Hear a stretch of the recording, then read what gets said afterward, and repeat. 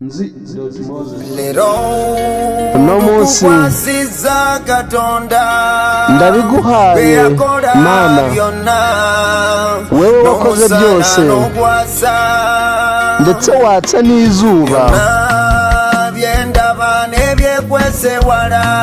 ati byose ndeba kandi ntibyihishe kure. Kazima ndi kumwe nawe uruta byose, nizera yuko umunsi umwe nzabibona. Ati ibyo mfata uno munsi bishyire ukuboko kwawe, unyobore inzira, unyakirize itara. Ati Mana, gendana nanje, ntera gutsinda nanjye uno munsi. Ati Mana, tangurana nanjye, nyeza unyereke imbabazi.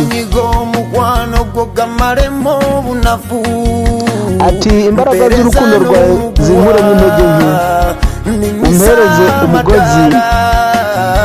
Ati nyuriza ingazi,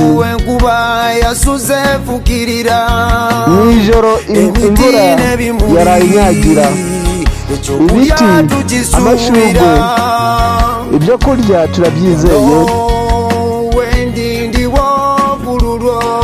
Ahandi niho ku bwawe, inyanja n'amasoko warakoze kubimpa. Ati Mana, gendana nanje, ati ntera gutsinda nanjye uno munsi. Ati Mana, tangurana nanje, nyeza unyereke imbabazi. Ibyo unkorera byose ndabishima kandi by'igitangaza, kandi uzi n'igipimo. Ibyiza bisembaye cyangwa birutaho, ndagukorera amakosa ariko ntabwo nigera ngucira bugufi. Mbwira icyo ushaka kugira ngo sinibagirwe. Kurwanya ukuri byansubije inyuma, hejuru ururimi rwanjye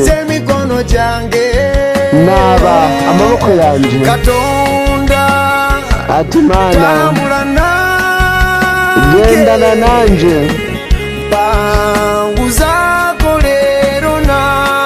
ntera gutsinda uno munsi nanjye.